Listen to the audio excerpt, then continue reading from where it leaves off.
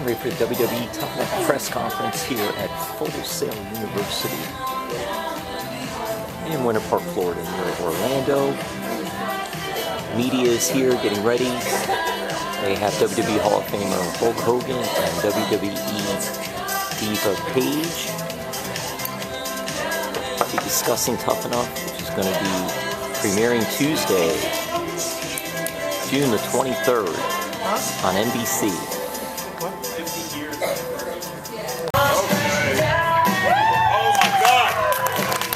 I can't believe all my Hulkamaniacs are here. Wait a minute, that's not loud enough.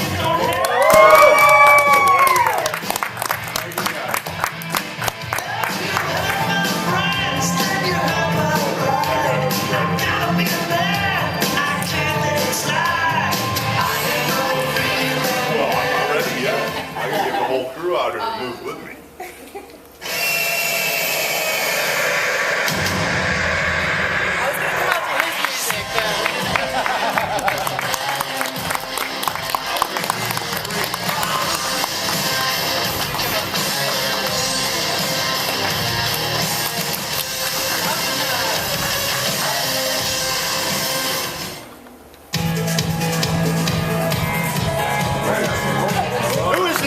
Why does he have me? John Saboor! John Saboor! John Saboor!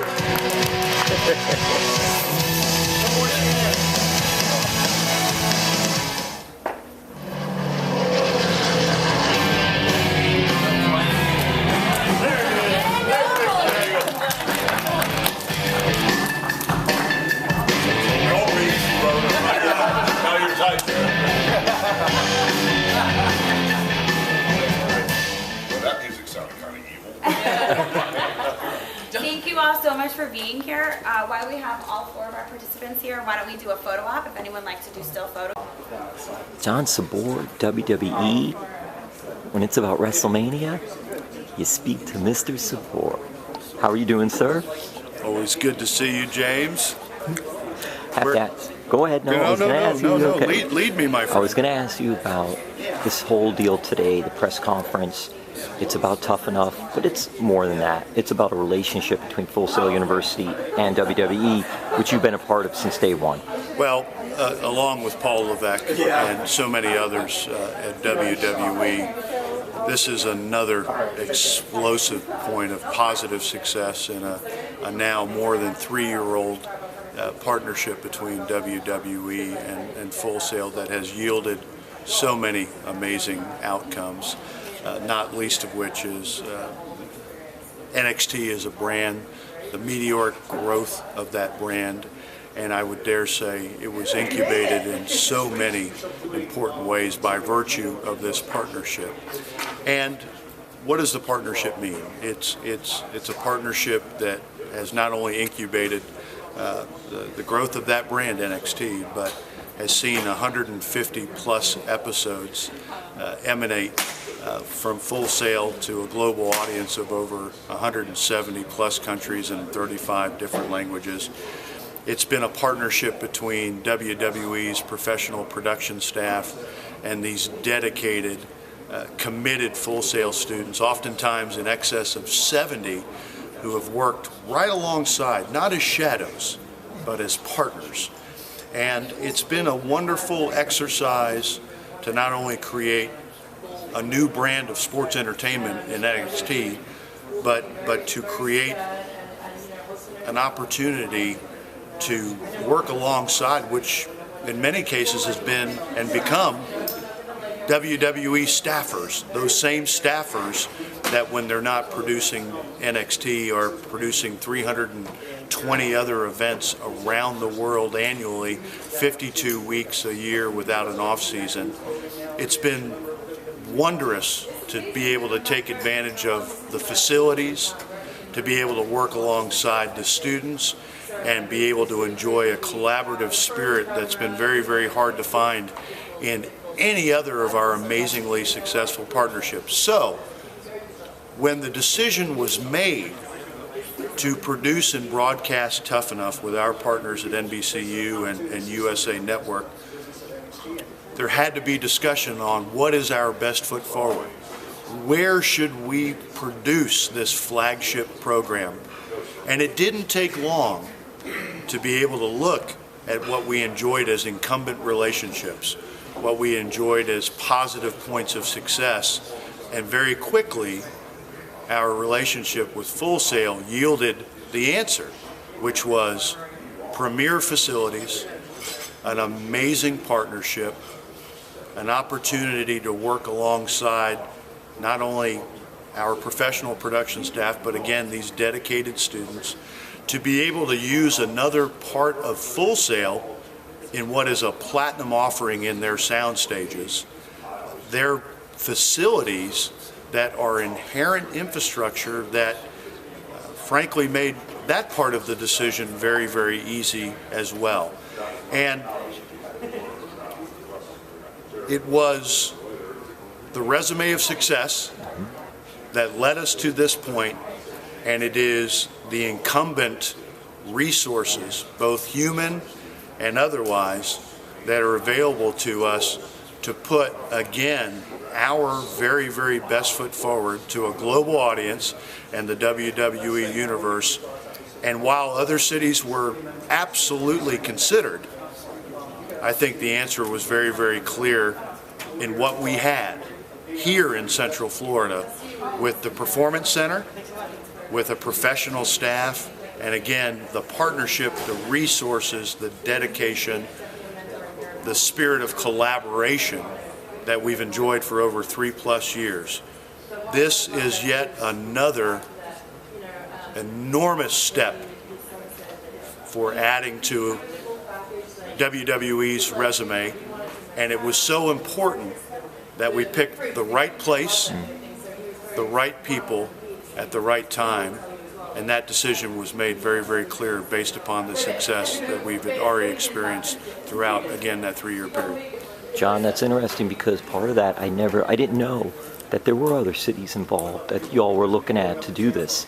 How long of a process, though, then did it take to look at other cities and then say, hey, Orlando is the place? We don't necessarily liken it to an RFP or bid process that we would use with a WrestleMania or something like that, but it's more looking at production centers around the country, looking at bases and centers of resource for this program. It's so very important to what we're doing.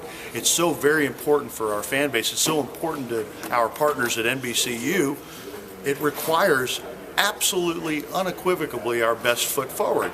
So as we looked at those other production centers and we looked at what we had in incumbency here within Central Florida, we looked at what we had in infrastructure, both tangibly and in our partnerships.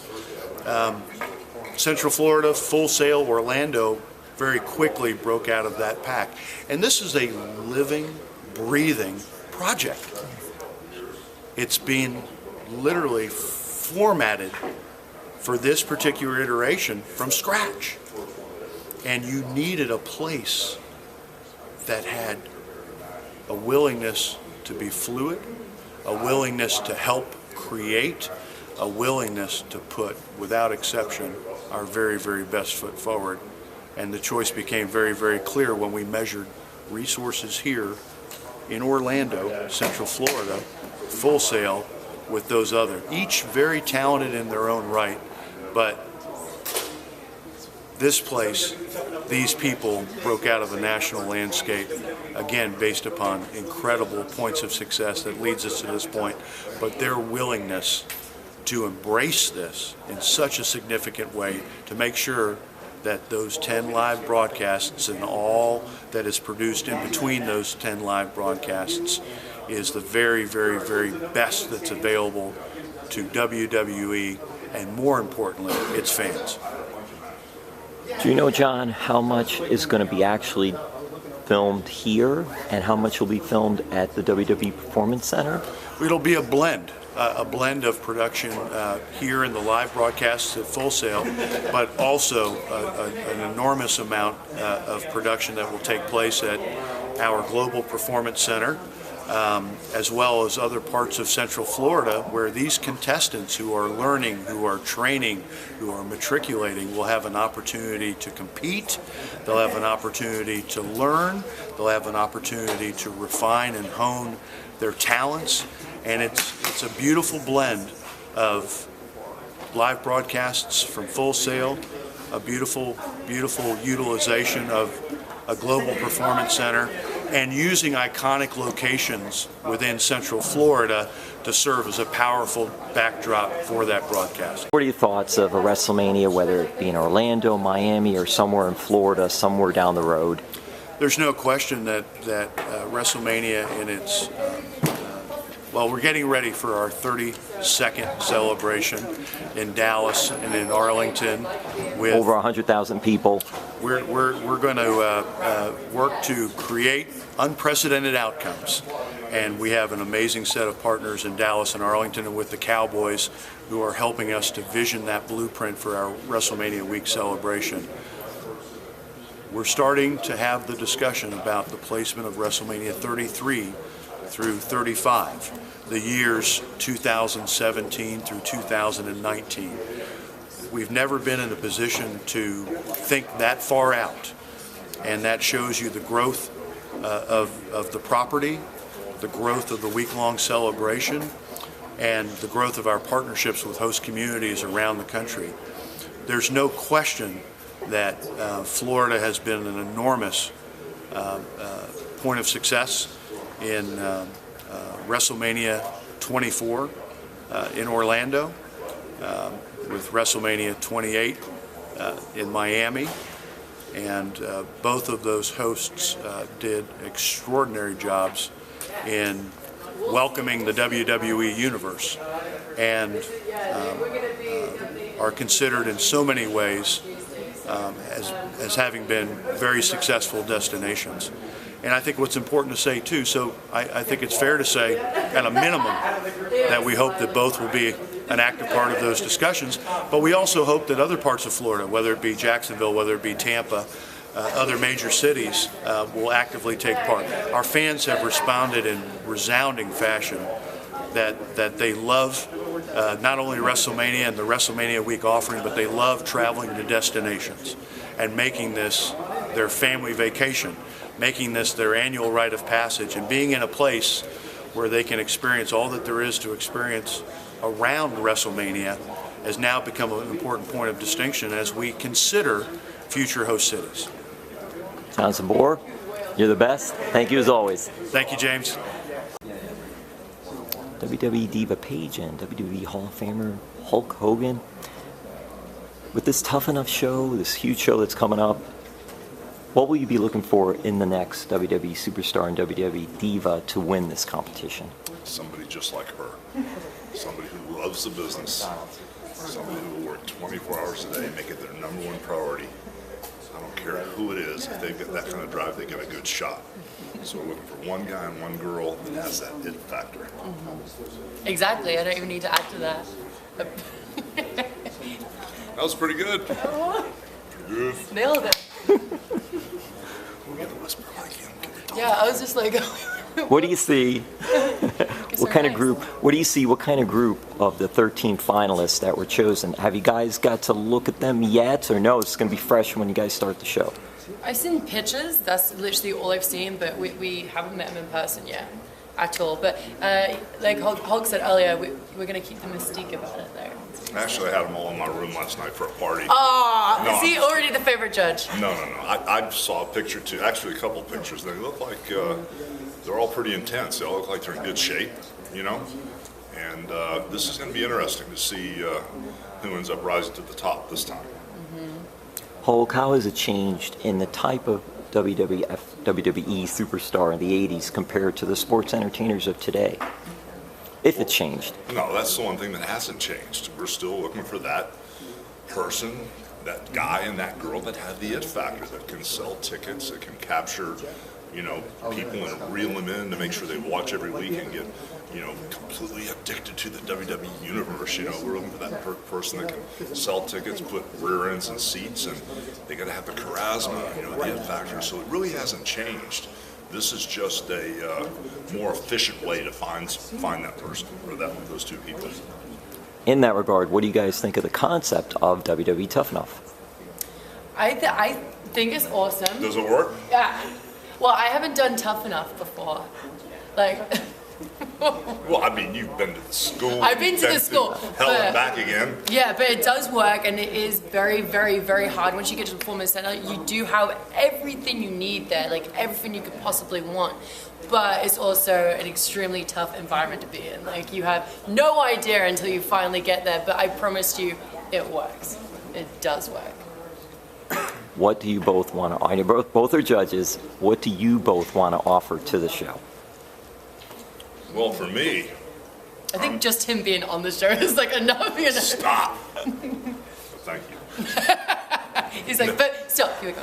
No, for me, I just really want to be honest about this because, you know, this is our chance to pick that next guy and that next girl that could be the leader, that could actually grab that brass ring and become the next John Cena or Stone Cold or Triple H, you know, could be the next Paige.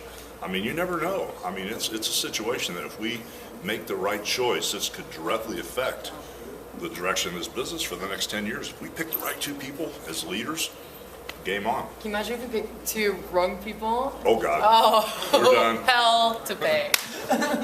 The Lino sequel with you guys, yes, is that what'll happen if you don't? Oh, We have our own sitcom. Yeah, we should. We need a sitcom ASAP. Tough Enough is the big break. What was it like for each of you getting your big breaks? Well, my big break came in the form of a broken leg the very first day I got in the ring. They had a very barbaric mindset about 35 years ago, and so anybody that wanted to be a wrestler, you would walk in and there were like 8 men in a dressing room, so you had to take somebody's job. There were no openings for extra people. So when they saw me coming along saying I want to wrestle and I want to train, they broke my leg hoping they would never see me again. And it just kind of worked the opposite way with me. After I got better, I just couldn't stay away, and then I kept wrestling and quitting because I couldn't make any money. And you know, you'd wrestle for $20 or $15 or whatever back in the day and drive 200-300 miles. And then my really big break came when I went back to work on the docks in Tampa loading ships. And Jack and Jerry Briscoe called me up and said, "Hey, this guy Vince McMahon Sr. wants to talk to you." I said, "I don't want to talk to him, I quit." He said, "No, this is perfect for you. This is where all the big guys go, New York." So that was my big break, was the call from Vince McMahon Sr. Well, I was wrestling previously, so I was like getting my butt kicked every night. But like, luckily for me, WWE does 2 tours of Europe a year, which is, you know, they tour around England and France and Germany and everywhere like that. So they do that twice. And they do tryouts on there, so they call extras to come in the hopes of, like, it was kind of like our Tough Enough, but not quite, but still. But yeah, we got to do that. The first time I came, I was 18. I had a singles match with a girl I never met before, and I busted her lip. And I tried to be like every other diva, so I got a tan. I lined my hair, I took out my piercings, I wore color. Like, I tried to be what I thought WWE wanted, and it didn't work out too well for me. I feel like they saw right through me. They're like, "You're not being yourself, you're not comfortable, you're not confident enough to be here," you know. So they but I didn't let that get to me, and then a few months later they came over again in April, and I had another tryout, but this time I was like, no, I'm gonna be myself, you know. So I scrubbed the tan off, I dyed my hair back to black again, put my piercings back in, and nailed it. But I was the only girl trying out that day, and there was like 15 other guys, one being my brother, and we had a 2.5-hour match in the ring where we tagged in and out. But Gold Dust and Jamie Noble were the one who was running it, and they kept on saying, like, "Tag yourself back in." So I was like, okay, getting heat from all the boys that tried to try out. But I was in there 3/4 of the time with my brother, getting my butt beat the whole time. But that was my big break when I finally got signed to the WWE. And then second one was when actually NXT first started Full Sail, when you know, the WWE Network started, and we were the first pay-per-view to be on the network live. So that was another big break for me. What was your third big break? Well, come on. Within the belt. Yeah, well, we were going to do all the big Well, breaks. what's the fourth big break? Standing here with me. Doing the Tough Enough show. Doing Doing the Enough. Tough Enough show. Total Divas. Total Divas. Yeah. Man, you're on fire. Come here, let me get the rub. Yeah. I stole it from you. That was awesome. The Performance Center is just state of the art. It's unbelievable. What is it like comparing the Performance Center to wherever you all trained when you first were training back in the day? For you, and It's then fun. recently in England. Well, I used to train at 2 places. in Tampa, there was a very famous building called the Sportatorium on Albany where they used to film TV. I used to train in there with a guy named Gordon Nelson and a guy named Hiro Matsuda. Another guy named Bob Roop. And it was pretty intense. You know, there wasn't any hitting the ropes or any of this stuff going on. It was all the wrestling and takedowns and the stretching and the hooks and submissions. So that was fun. And then when I wasn't there, I was at Matsuda's. Hiro Matsuda had a clothing business where he made different kind of clothes and stuff, and he'd send it to Japan. And I was kind of like the gopher over there, and I would train and do thousands of squats in front of him and just whatever he wanted me to do. So those were the places I trained at. It was nothing like this beautiful facility. My dad, I'm lucky enough, my dad had his own training school, but the thing is we didn't have a lot of money. So we would take bumps on like the little gym mats on the floor, or we actually had a boxing ring that we used to do wrestling moves in. So at least they have a ring that's meant for flyers at the Performance Center. Like it's called I think it's called the Jelly Baby ring, where they have just a bunch of mats in there and it's so comfortable and nice. I'm like, wow, this is like a bed. Completely different to how I train then. But yeah, it's a lot easier, but it's still tough because you have to put in a lot of hours. They're not just getting it easy, you know. 2 more questions for you. Hulk, have you watched Total Divas? Have I watched Total? I record the show, brother. I record Total Divas, you know, and I actually got really so weird about it, you know, and I went over to Natty and I go, you know, what? I just hope that you and Tyson just quit arguing, you know, and just get along. I mean, it's so hard. And she looked at me and she goes, you know what, don't worry, Hulk, we'll be okay. I was like, okay. So I didn't know if I misspoke or she thought I was just crazy. But I get really into the show. Yeah, I watch it. I'm hooked. And last question for you. One of our Florida legends and wrestling legends, Dusty Rhodes, of course, passed away. I just wonder what you guys thought of Dusty and what he meant to you guys in your careers. I started with Dusty back in FCW in Tampa, which is over 3 years ago. But like I said to people previously, like he kept me sane when I was in Insanity. Like he was always there for me. And I remember we actually, he was so tough. He was tough on me, but I loved it, and we were really close. He called me his like little princess and stuff, you know. But he, like his son Cody would say, like he loved like the misfits. He loved like the broken toys. He wanted to fix them, shine them up, and make them stars, you know. And he put so much faith in people. He was so lovely. And one day he was so tough on me, and I was having such a bad day. I called him. He goes, I asked for chicken dinner. You give me chicken. And I was like, Dusty, you mother, and run away from him. And he come running up the stairs after me. He's like, Princess, I'm so sorry. I just want you to do good. And he hugged me. We sat on the stairs for like 20 minutes, like with him, That's like, cool. just talking. He was an amazing, amazing spirit. No, I grew up with him, living in Tampa, and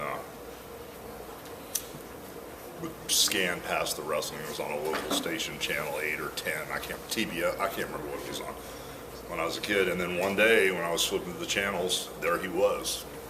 The road, the American dream, baby. And I said, what? And I listened to his interview, and then I watched him again the next week. By the second week I was hooked, and I begged my dad to take me down. And when I saw him perform, and every punch, every elbow sounded like cannons going off, it really hooked me. So he's the reason I even got interested in this business. And you know, he helped when I first started. He was in Florida, and he's actually the first one that beat the crap out of me when I went down to the ring. And so we had a long history. We wrestled in Japan, went on many tours together in Japan, and sat next to each other on the bus and drank a few beers together here and there. But yeah, he was a great guy, and really miss him. I was actually looking forward to being with him here at Tough Enough, because he would have been here helping all of us, believe me. He would not have let this go by without guiding us in the right direction. So he's with us, but we miss him physically. Thank you both, and we'll all be watching Tough Enough. Thank you. you.